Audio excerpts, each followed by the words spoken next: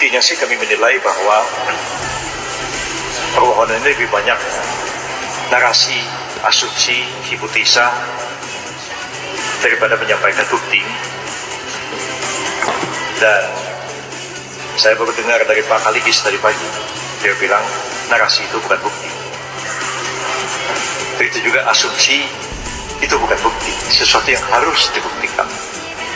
Begitu juga patut diduga dan sebagainya disampaikan tadi, sesuatu yang memang harus dibuktikan.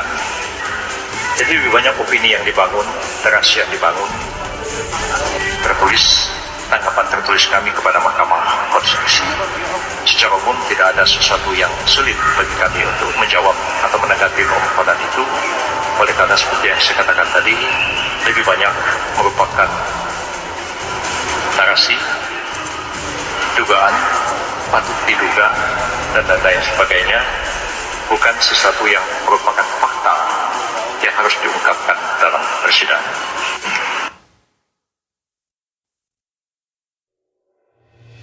Terima kasih teman-teman wartawan. Apa yang dikatakan oleh Prof. Yusril, saya pikir itu adalah satu fakta dan itu benar yang disampaikan Pak Yusril. Perkara ini hanyalah merupakan penggiringan opini masyarakat. Coba kita bayangkan ya, ini bukan permohonan suatu pengujian undang-undang. Ini adalah sengketa. Ya, sengketa Pilpres. Kalau namanya sengketa, ada pihaknya. Pihak termohonnya itu KPU. Tetapi tidak ada satupun saya lihat di sana itu yang dipersoalkan tentang apa yang dilakukan oleh KPU. Perbuatan yang dilakukan KPU tidak ada dipersoalkan. Yang dipersoalkan justru adalah persoalan dan adalah tindakan-tindakan dari pemerintah dan presiden yang tidak merupakan pihak di dalam perkara ini. Ini kan aneh ini. Bahkan juga tidak ada dipersoalkan juga ada kesalahan dari paslon nomor 2. Jadi posisi paslon nomor 2 sangat benar. Tidak ada satupun yang dipersalahkan perbuatan dari paslon nomor 2. Justru yang dipersoalkan adalah yang dilakukan oleh pemerintah yang sebenarnya tidak ada kaitannya dengan perkara ini karena dia tidak pihak. Ya kan, dia tidak pihak di dalam perkara ini.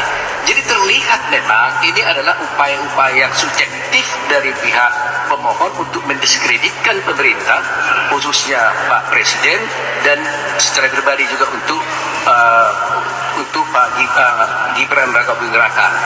Ini pokok daripada permohonan ini.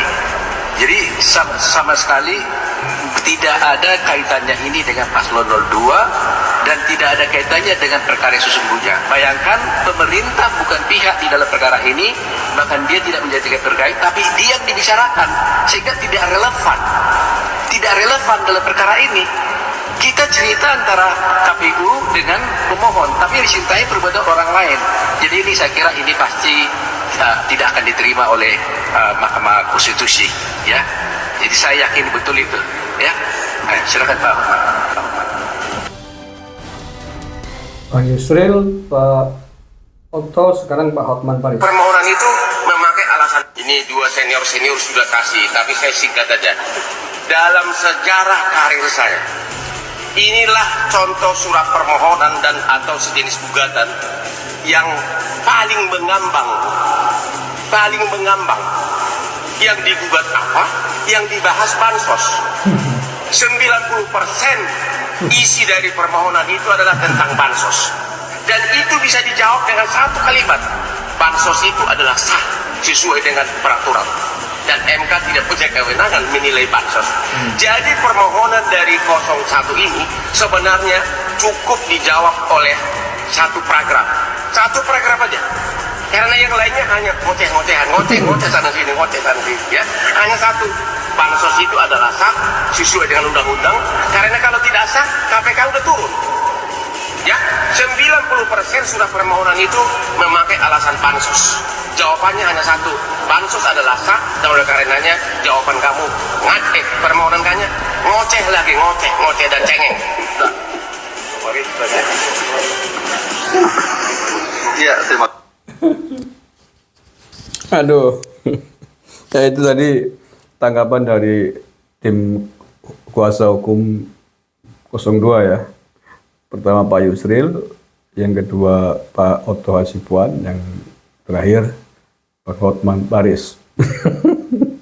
Ya tadi benar nih, seperti yang sudah saya bahas sebelumnya, eh, tim 01 dan 03 yang menggugat itu lebih banyak berpidato, bernarasi, berasumsi, beropini itu tadi tidak membawa bukti-bukti fakta-fakta.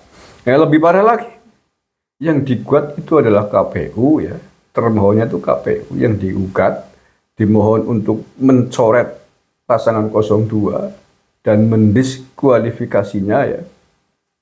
Kemudian yang kedua agar pemilu diulang. Tapi yang dipersoalkan, disampaikan, dipersalahkan itu semuanya adalah pemerintah. Pemerintahnya Pak Jokowi.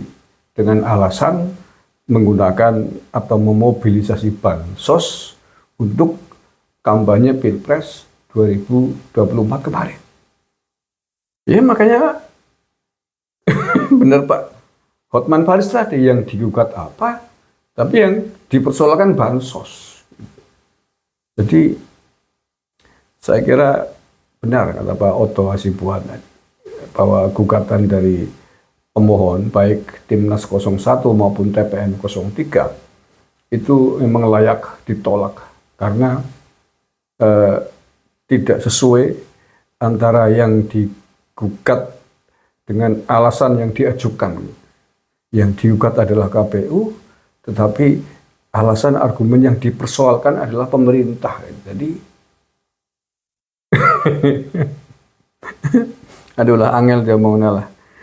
Lalu mengapa? Apakah tim pakar hukum dari tim 01 maupun 03 yang semuanya kan pakar-pakar semua itu dikenalkan profesor doktor, pakar hukum tata negara. Apakah tidak tahu, tidak memahami apa-apa hal-hal yang tadi disampaikan oleh Pak Yusril, Pak Otto, dan Pak Hotman Paris? Tahu. Saya kira tahu.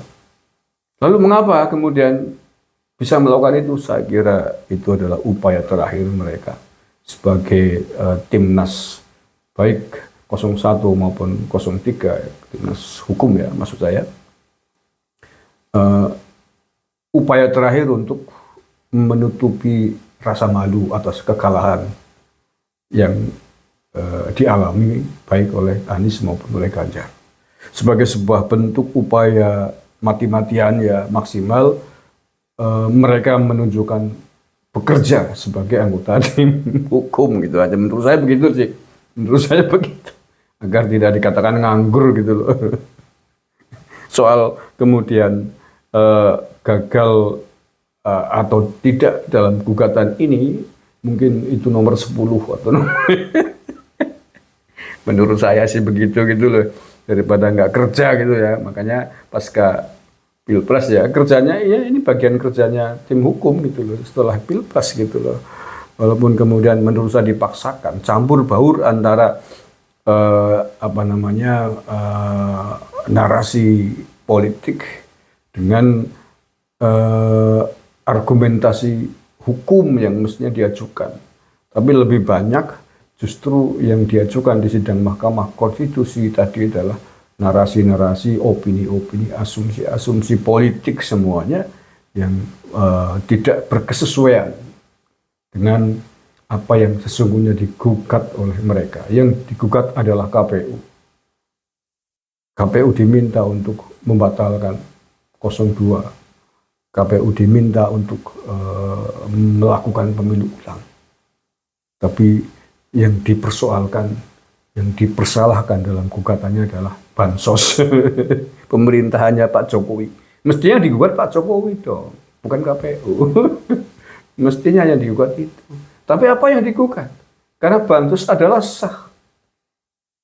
Pak Hotman, ya bansos itu sah, dan bansos itu bukan hanya kali ini saja diadakan.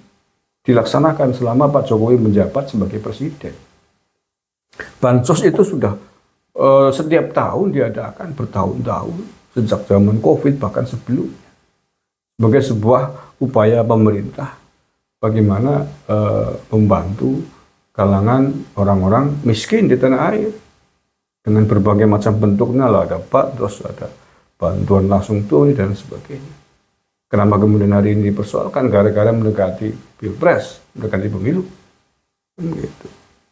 Jadi oke lah. Jadi untuk pendukung 02 saya kira tidak perlu khawatir apapun terkait gugatannya 01 dan 03 di Mahkamah Konstitusi ini.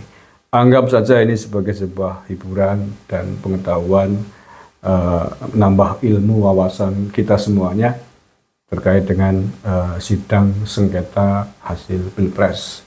Ya, kita banyak mengambil ilmu pengetahuan dari para pakar hukum ini tentang apa-apa sih mestinya yang harus disampaikan, digugatkan di sidang Mahkamah Konstitusi. Mana yang gugatannya benar, mana yang tidak, gitu ya. Jadi kita tambah banyak ilmu pengetahuan. Oke, selanjutnya kita akan saksikan sidang-sidang berikutnya sambil nambah pengetahuan, tapi juga sambil hiburan juga, karena ada lucu-lucunya. Terima kasih. Assalamualaikum warahmatullahi wabarakatuh.